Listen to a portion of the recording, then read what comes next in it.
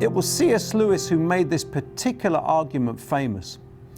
The argument is that because all innate human desires correspond to real objects, our innate desire for God validates Him as a real object. Innate human desires are those that are natural and universal across a wide spectrum of cultures. For example, the desire for food, drink, clothes, sleep, sex, beauty, companionship, and knowledge.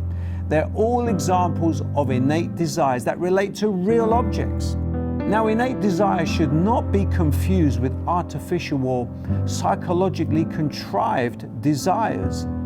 Desires for superpowers, for example, Aladdin's lamp or Shangri-La, are not innate because they are motivated by external influences from culture, marketing, movies, or fiction. That means the existence of contrived desires do not refute the argument from beauty. What also cannot serve as a refutation are examples of individuals who do not have a desire for God. After all, just because some people are asexual does not mean sex does not exist. Throughout the ages, people in every known civilization have yearned for something beyond what this world can offer, the transcendent, the eternal. These people also include agnostics and atheists.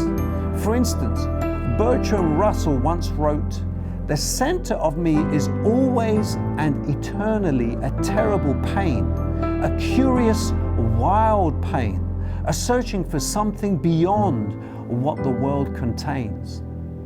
What this all shows is that there really is a God-shaped vacuum in every heart which only God can fill.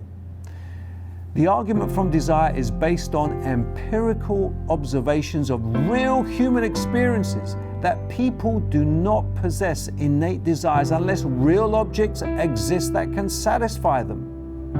A person desires food because food exists.